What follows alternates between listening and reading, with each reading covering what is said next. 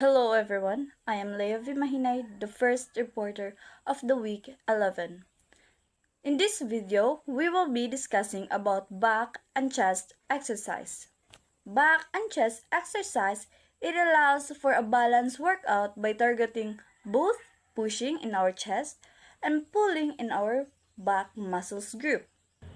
It helps us to have a balanced workout which can help to prevent muscular imbalance and promote more symmetrical physique or symmetrikong pangangatawan.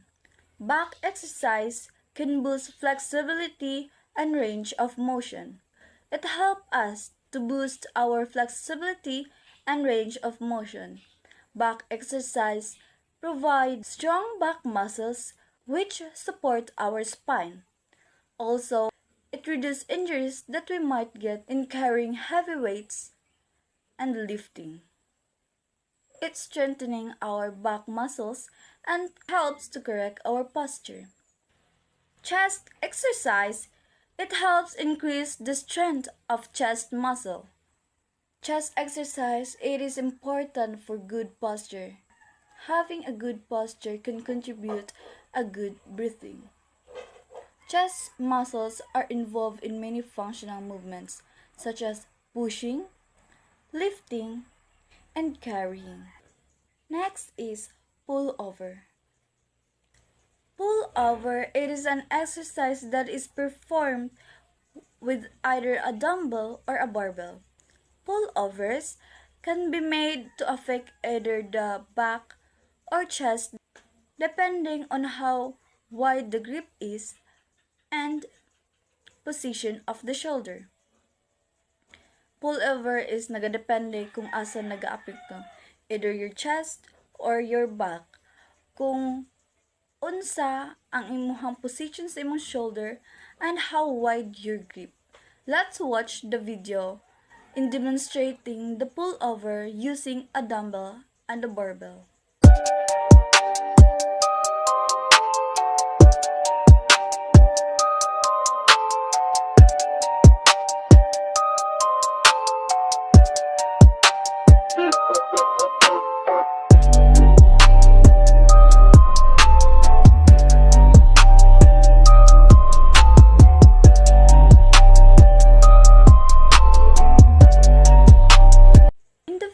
Pag up sa barbell or a dumbbell, your chest works.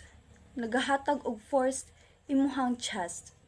And pag down sa barbell or a dumbbell, ang imuhang back ang nagahatag og kusog.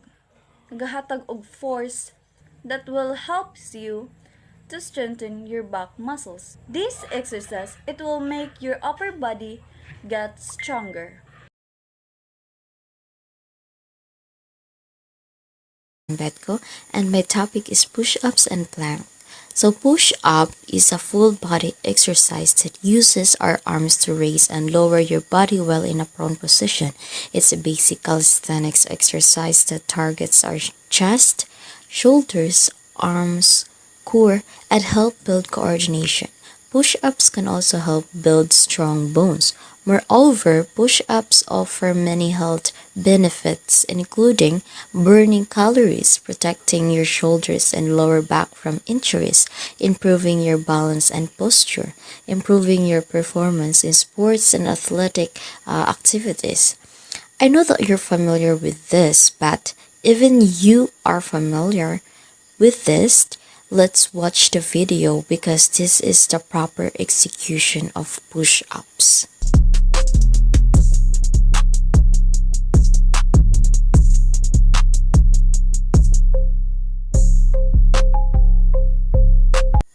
So next is plank. So a plank is balancing of toes and forearms as you hold the rest of your body off the ground. Your spine is kept in a neutral position and your head, torso, and legs are aligned. And planking is an isometric exercise since your core muscles contracted in one position.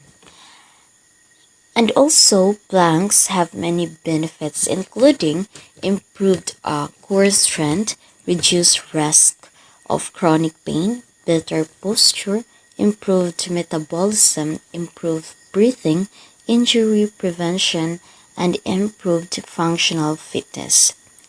And I know that you're familiar with this, but even you're familiar with this, let's watch the video because this is the proper execution of planks.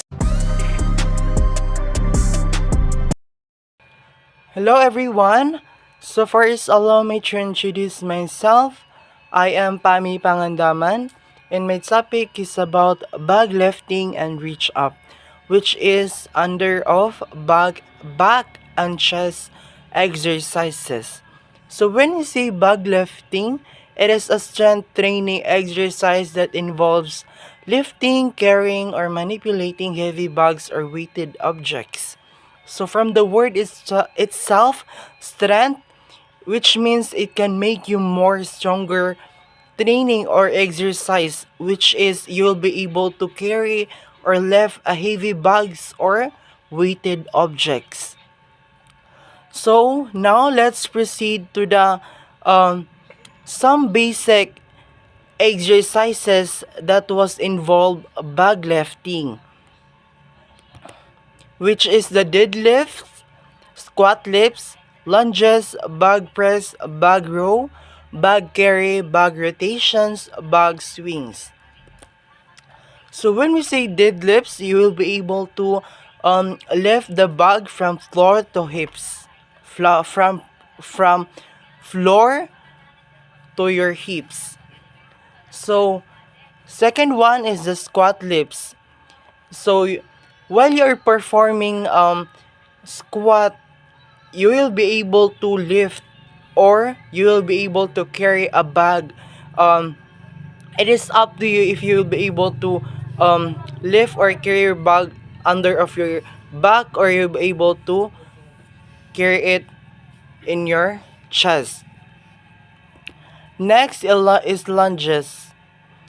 So you will be able to so when you say lunges, you will be able to lift a bag while performing walking lunges. Next is bag press. So bag press, you will be able to lift bag from floor antod sa above of your head. Next is bag rows.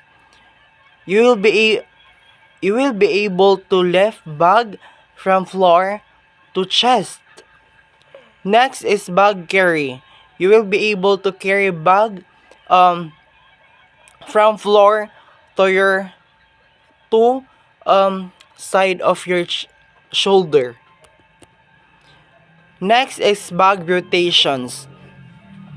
So while you are standing, you will be able to carry the bag and rotate it surround by your body, or I mean your waist. And then the last one is the bag swings. So to perform these bag swings, you will be able to carry the bag and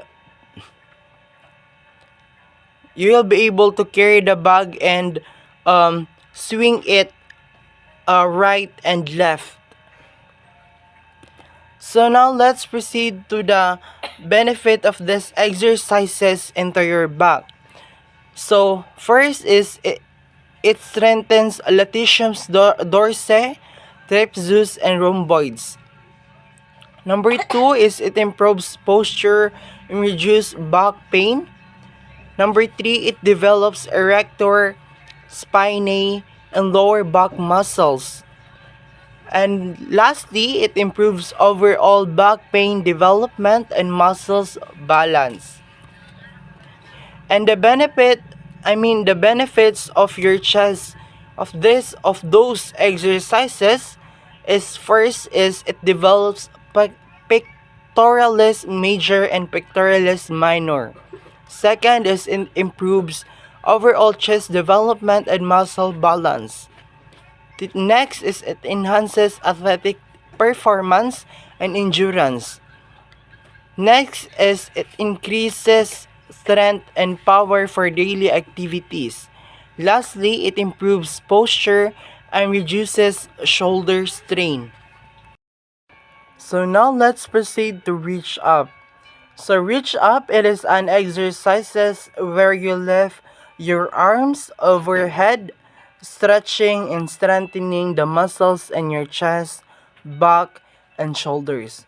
Which means that kaning exercise is you'll be able to lift your arms over your head, and you will be able to stretch your chest, shoulders, and back. And also you will be able to make stronger your chest, back, and shoulders muscle. So now let's proceed to some basic exercises that involves reach up. So first is standing reach up. So in this on this exercises, you'll be able to stand and um, reach your arms overhead, and then uh, reach your arms. I mean, you reach your hands both side by side, and then after you reach your hands, you'll be able to stretch your side chest. The next one is arm circles. So after I mean on this exercise, you will be able to stand, and then ang imong arms kay i-left Japon nimo siya, but pantay siya sa imuhang shoulder. But I mean ang iyang formation kay kanang bukad kay siya. And then after you made that, kay mag-rotate nimo imong both hands. Next one is wall bridge.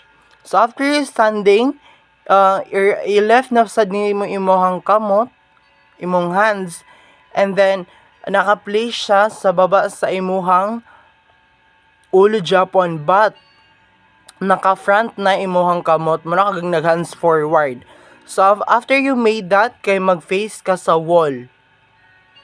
Then the last one is the side reach. So on this exercise, you'll be able to reach your arms overhead.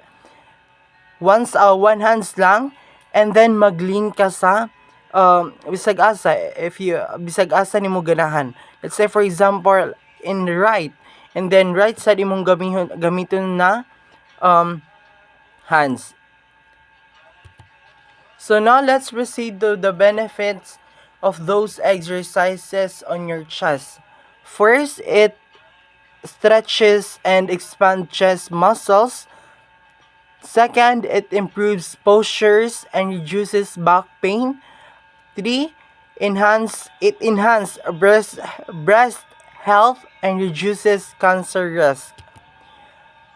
And the benefit of those exercises to your back is, first is it strengthens upper back muscles, it improves posture and reduces back pain.